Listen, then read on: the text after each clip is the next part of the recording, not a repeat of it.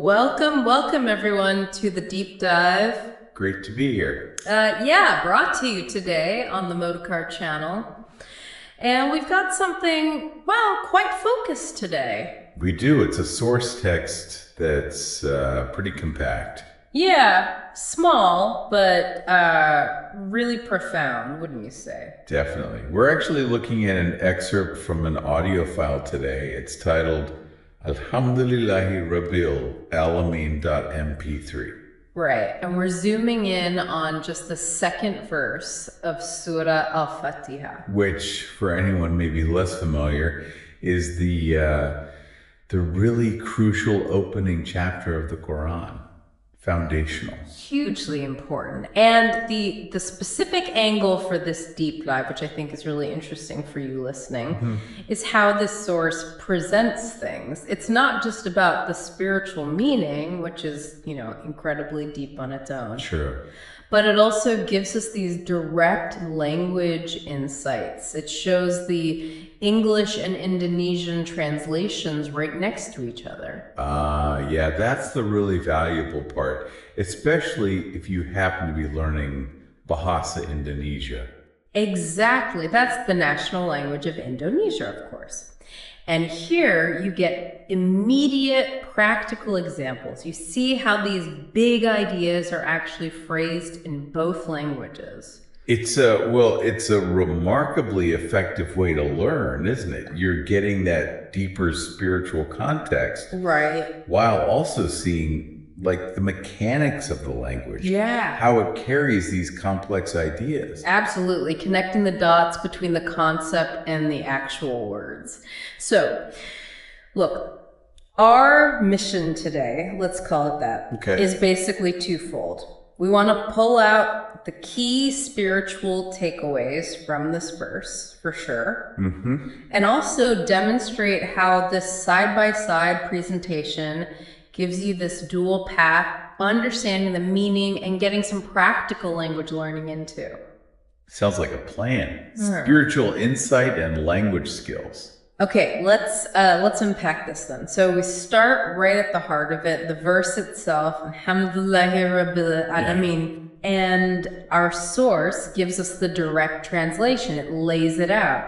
In Indonesian, it says, Ayat kedua surah Al-Fatihah adalah Alhamdulillahirabbil alamin yang berarti segala puji bagi Allah Tuhan semesta alam. Okay. And the English matches that, meaning all praise is due to Allah, Lord of the worlds. Simple enough on the surface, right? It seems that way. But, okay, let's break it down. Alhamdulillah. The source says all praise is due to Allah.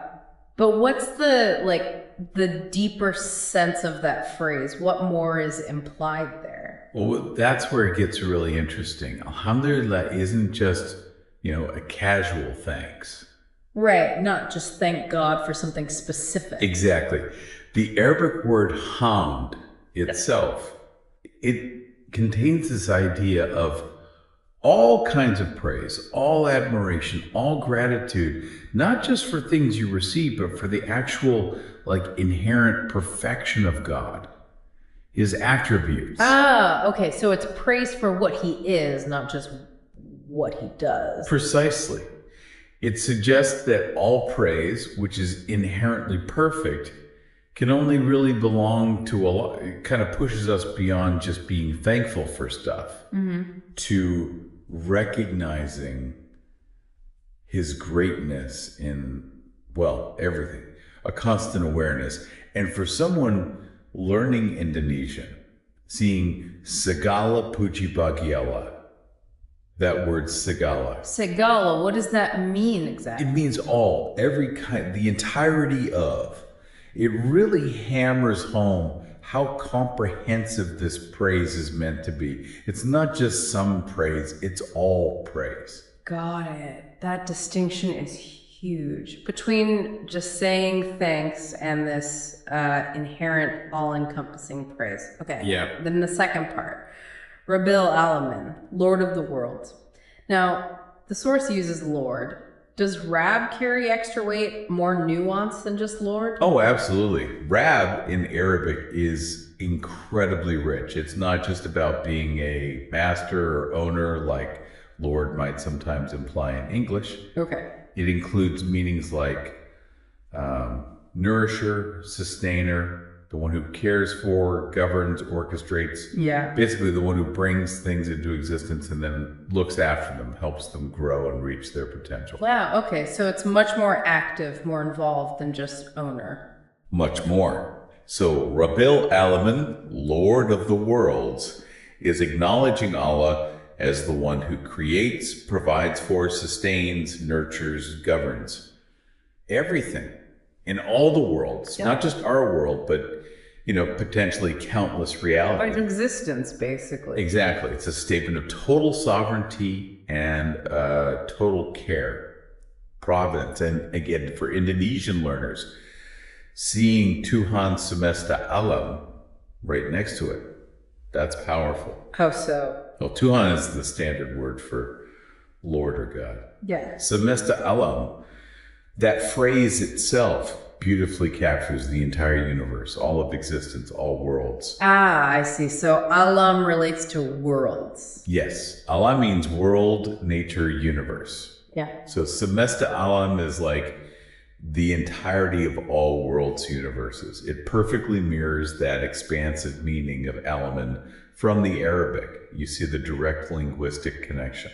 It really is amazing how much is packed into just those few words. It truly is. So the source gives the meaning, the translation, then it goes deeper, right? It points to the core teaching behind this phrase. What's that key message?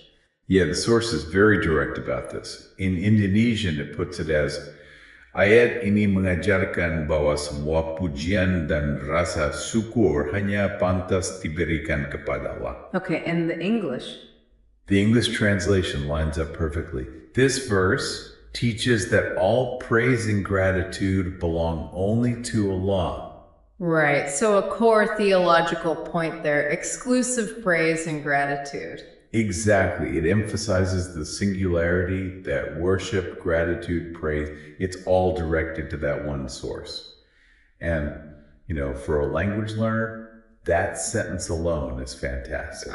You're getting key verbs like mengajarkan, which means teaches, and important nouns like pujian, meaning praise, and rasa suku, that's gratitude, or literally feeling of gratitude. Rasa syukur. Nice phrase. Yeah, and you're seeing them used in a sentence that carries real weight, real meaning. It helps cement that vocabulary because it's tied to a significant concept. So it's more than just saying the words. It's about truly getting that all praise, all thanks belongs exclusively to Allah. That's the essence of it. And the source then explains why, right? It gives the reason for this exclusivity. It does. Again, presented bilingually. It says, Karena dia adalah pencipta dan pemelihara seluruh alam semesta. Which translates to? The English is given as, who is the creator and sustainer of all existence?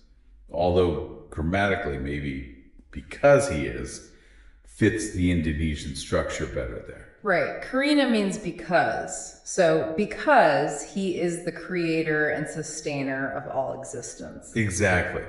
This lays out the fundamental reason. Allah is the originator and the maintainer of absolutely everything. That's why the praise is due to him. It grounds the praise in divine action, and again for language learning. Another goldmine. You see pencipta for creator and pemelihara for sustainer or maintainer. And you see them linked to seluruh alam semesta, which we already saw means all existence or the entire universe. So you're learning these important actor nouns, creator, sustainer within a complete thought. Right. It makes the vocabulary much more memorable because it's not just a word list. It's tied to function, to meaning, to a core belief. You learn how Indonesian expresses these ideas of creation and sustenance. That really clicks. If everything comes from this one creator and sustainer, then naturally all the praise and thanks flows back to him. It's like a closed loop of recognition. A complete circle. Yeah. And the verse, as the source highlights, isn't just stating a fact. It's meant as a reminder, something actionable. Absolutely. The source points to the practical takeaway. It says, ini mengingatkan kita untuk selalu bersyukur dan sadar bahwa segala sesuatu berasal darinya. Okay. And English for that. It reminds us thankful and recognize that everything comes from him. Again, maybe slightly better English would be, it reminds us to be thankful and to recognize. But the meaning is clear. Got it. So the action point is constant gratitude and awareness, remembering everything's origin. That's the core application. Always be grateful. Always be aware that everything ultimately comes from him. And for someone learning Indonesian, look at that sentence structure. What about it? Ini mengingatkan kita. This reminds us untuk selalu bersyukur, to always be grateful. Selalu aware. Bahwa segala sesuatu berasal darinya, that everything originates comes from him. It's a perfect example of a common, useful sentence structure conveying a deep idea. You really see how much you can learn linguistically just from unpacking one short verse when it's presented this way. Exactly. You're not just rote learning vocab. You're seeing grammar in action. You're seeing how abstract concepts are expressed naturally. It connects the language directly to culture and, wow, profound meaning. It's much more engaging than just flashcards. Absolutely. And you start to see the nuances like we discussed with segala puji and all praise, or rap and Tuhan semesta alam. You see how different languages capture the same core idea, maybe emphasizing slightly different facets. Yeah, you appreciate the choices translators make. Right. And that helps you think more deeply in the language you're learning, not just paraphrases.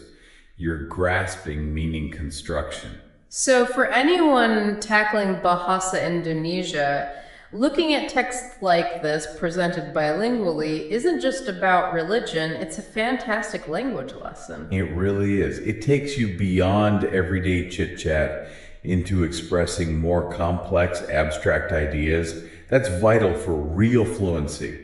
You're learning to see the world, in a way, through the lens of that language. Okay, that was genuinely fascinating. A lot packed into a small space. Let's try and sum up the key points for everyone. Sure. So we dove into Alhamdulillahi Rabbil Alamin, verse 2 of Surah Al-Fatihah. The core meaning is all praise is due to Allah, Lord of the worlds. Or in Indonesian, segala puji bagi Allah Tuhan semesta alam. Right. And the central teaching is that all forms of praise, all gratitude belong exclusively to Allah. Why? Because He is the ultimate creator and the constant sustainer of everything that exists. So it's a reminder, really, a call to be constantly aware that everything comes from Him and therefore to be constantly grateful. Yeah. Exactly. Comprehensive, continuous gratitude.